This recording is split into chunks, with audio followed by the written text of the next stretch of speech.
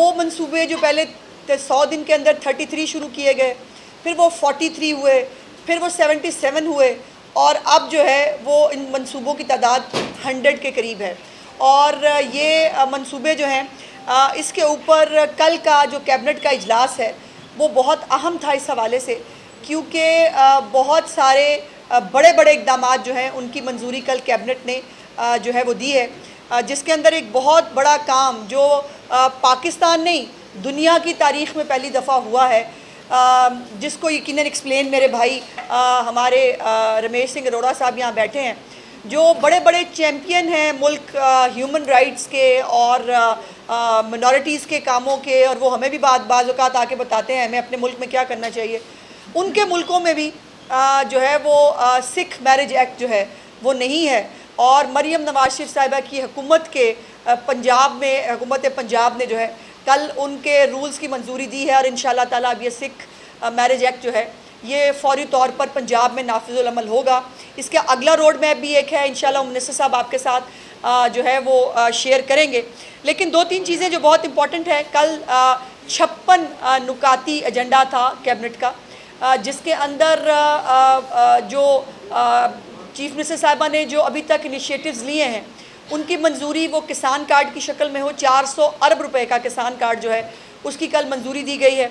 उसके साथ साथ ये ज़ाहिर है ये एक ऐसा ही चीफ मिनिस्टर कर सकता है जिसका हाथ अवाम की नब्ज़ पे हो, उसको मालूम हो कि आम आदमी क्या चाहता है। चीफ मिनिस्टर साहब जब चीफ मिनिस्टर बनी तो उनको पहली उस पर मालूम था कि आम आदमी का इशू महंगाई है।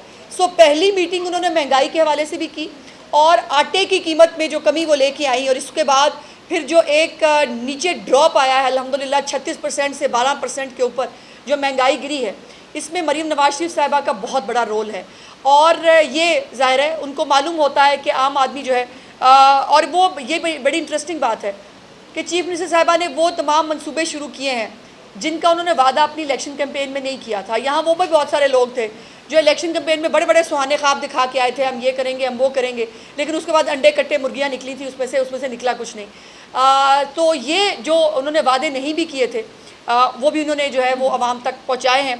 आज जो सबसे बड़ा ऐलान जो कल चीफ मिनिस्टर साहिबा की कैबिनेट के अंदर से सिख मैरिज एक्ट के बाद जो आया, वो जो है वो अपना घर अपनी छत प्रोग्राम जो है चीफ मिनिस्टर साहिबा जो शुरू करने जा रही हैं।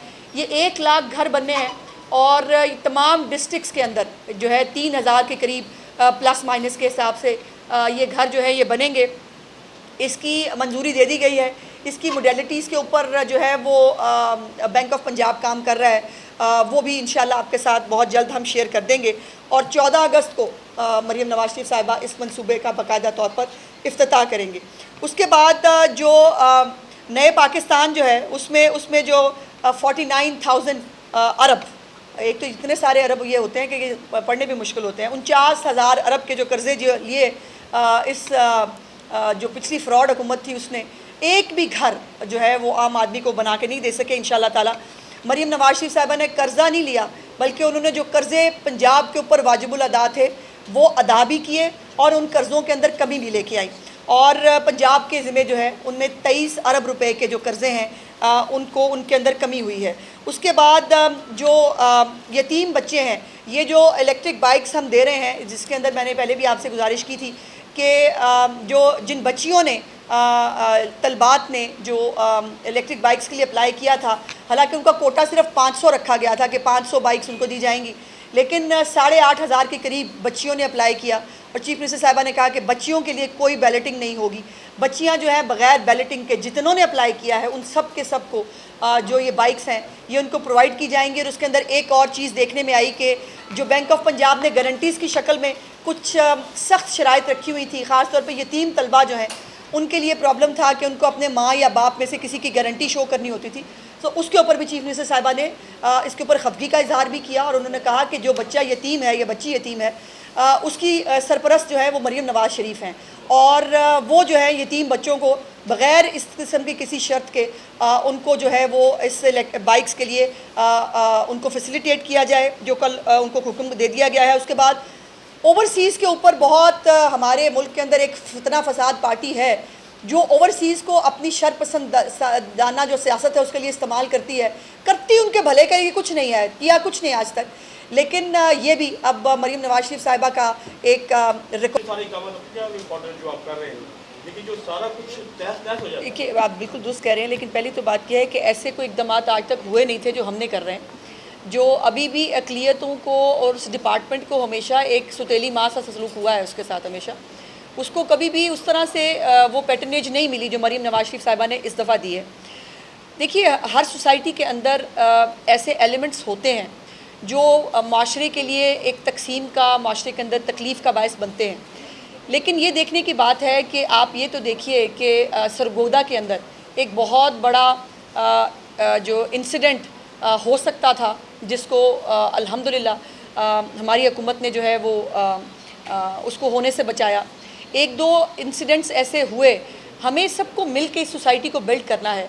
हमें जो हमारी माशरे के अंदर इंतहा पसंदी और मैं सबसे अच्छा मुसलमान, मुझे सबको अपनी तरह का मुसलमान बनाना है, इससे हमें जज़ा सज़ा खुदा ताला के हाथ में रहने देनी चाहिए।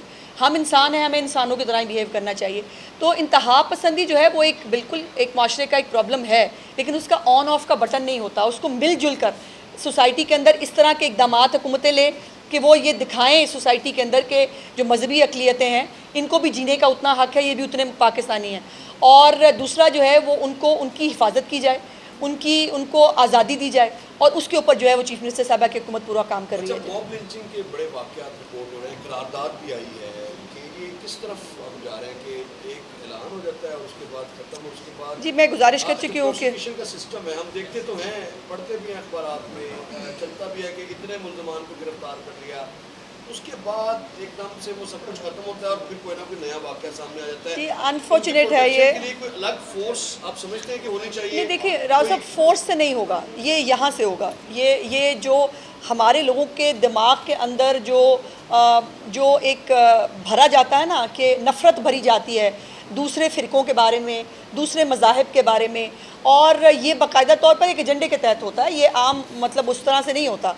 मेरी गुजारिश ये है कि ये जो इस किस्म की एलिमेंट्स हैं, तंजीमें हैं, जमातें हैं, जो भी हैं, वो सियासी दहशतगर्द हो या मजहबी दहशतगर्द हो, दोनों के ख़िलाफ़ ज़ीरो टॉलरेंस होनी चाहिए सोसाइटी में, हर जगह से, अदलिया से भी, सोसाइटी के अंदर से भी, मीडिया के अंदर से भी, पॉलिटिकल जमातों के अंदर से भी, कि दहशतगर्दी वो डिजिटल दहशतगर्दी है, वो सियासी दहशतगर्दी है, या वो मजहबी दहशतगर्दी है। दहशतगर्दी है, और उसके साथ जो है वो एज ए कौम लड़ना पड़ेगा। उसके साथ ये जो मॉब लिंचिंग है, ख़ास तौर पर बड़ा अफसोसनाक वाक़या है सवात वाला, यानी पुलिस जिसका काम है हिफाजत करना, अगर वो ख़ुद थाना छोड़ के भाग जाए भाई, तो फिर अल्लाह ही मालिक है इस मुल्क का, फिर यहाँ के शहरियों को तहफ़्फ़ुज़ कौन देगा?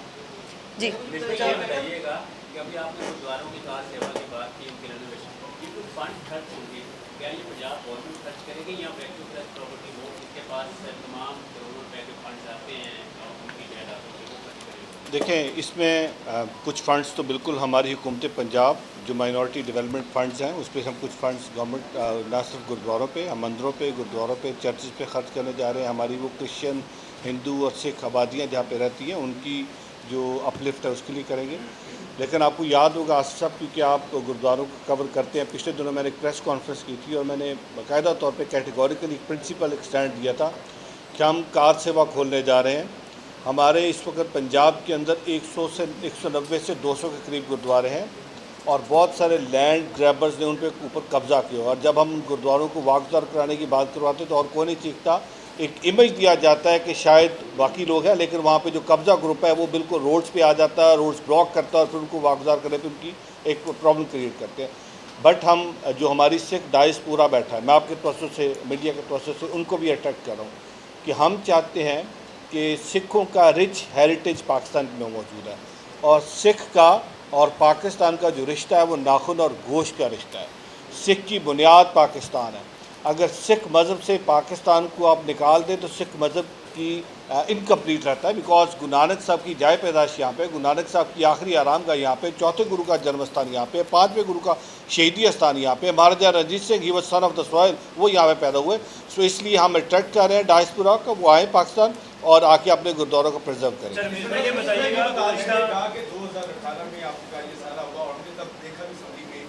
लास्ट जो पाकिस्तान तरीके साथ जब इंद्रपाल सिंह को कह रहे थे वो तो आपने बता दिया कि क्रेडिट नहीं देना चाहते इसमें, क्या रूल्स बन चुके हैं, और जो 5 साल में इकबाल सिंह की सरकार करती है उस पर क्या कमेंट करें?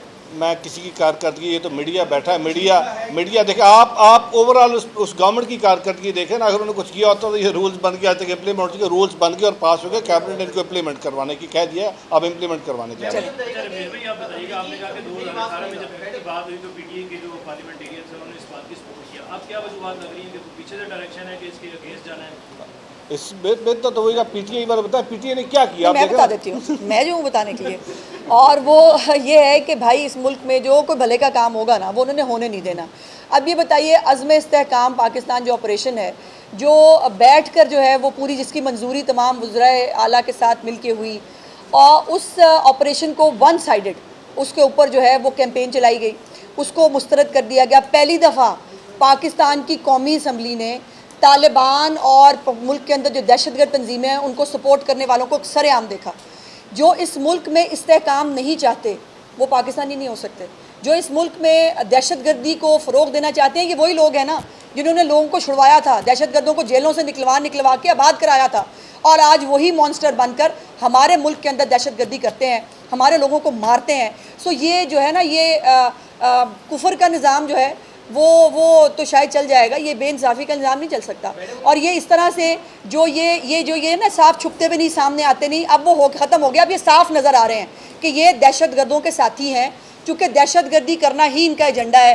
दहशतगर्द ना होते तो कभी इतने सारे इवेंट्स वो 2014 के धरने से शुरू करें और उसके बाद ये 9 मई तक आ जाएं, तो ये आपके सामने है। दहशतगर्दी जब होगी एक ही जमात का नाम आएगा जो तहरीक इंसाफ है। अब इसका बनता है। हाँ जी, मैं ये कह रहा हूँ कि जिस तरह से राव साहब कह रहे थे फोर्स बन सकती है, जिस तरह से आप सहाफ़ियों के लिए, सोशल मीडिया के लिए स्पेशल ट्राइब्यूनल्स बनाती हैं, तो इसी तरह से ये अकलीतों के ऊपर जो हमले होते हैं उनके लिए स्पेशल इनके केसेस अलग से चले। एक तो मामला ये है। दूसरा, चूंकि कल इद्दत केस का फैसला आ जाना है, हाँ। तो गालिब इम्कान है जो भी अदालत से फैसला आएगा वो तो कल पता चलेगा। अगर रिहाई हो जाती का हुक्म आ जाता है तो आखिरी केस है जिसमें इमरान खान खुशा बीबी गिरफ्तार है। अच्छा। तो कल राना सनाउल्लाह साहब ने कहा हम चाहेंगे वो ज़्यादा देर हमारे मेहमान रहें, तो क्या पंजाब हुकूमत ने कोई तैयारी कर रखी है, किसी केस में गिरफ्तारी डाली है या डालने जा रहे हैं, इस पर कमेंट कर दीजिए। इतना वादू टाइम हमारे पास है नहीं भाई, हमारे पास बहुत कुछ आवाम के लिए काम करने को है। तो एक बेचारे जहनी मरीज़ जो डिप्रेशन में है, जो मुल्क के ख़िलाफ़ साजिशें कर रहा है जेल के अंदर बैठ के भी, उसके ऊपर कोई तैयारी करनी कि वो अपने लिए काफ़ी है। वो IMF को ख़त लिखता है तो पाकिस्तानी कौम को पता चल रहा है कि कौन उसका सगा है और कौन उसके खिलाफ साजिशें कर रहा है। अगर वो साइफ़र जो है वो एज़ इट इज़ छपवा देता है बाहर अखबार में छपवा के जाके, जो एक क्लासिफाइड डॉक्यूमेंट होता है, तो लोगों को पता चल रहा है कौमी सलामती के साथ कौन खेल रहा है। और अगर कोई और बैठ कर अभी जेल के अंदर भी नई 9 मई की प्लानिंग्स कर रहा है तो भी पाकिस्तान की कौम देख रही है। जहाँ तक बात यह है कि हमें कोई तैयारी करने की ज़रूरत नहीं, वो मौसूफ़ अपने लिए काफ़ी हैं। अभी वैसे आप कुछ ज़्यादा ऑप्टिमिस्टिक हो रहे हैं। मेरा ख्याल यह है कि अभी उनके ऊपर केसेस 90 मिलियन पाउंड्स का केस भी है, कोई तोशा खाना का सुना था, कोई नया केस भी है। तो हमारे पास तो ये हमारा प्रीव्यू नहीं है, हम इसके ऊपर ज़्यादा गुफ्तगू करना नहीं चाहते।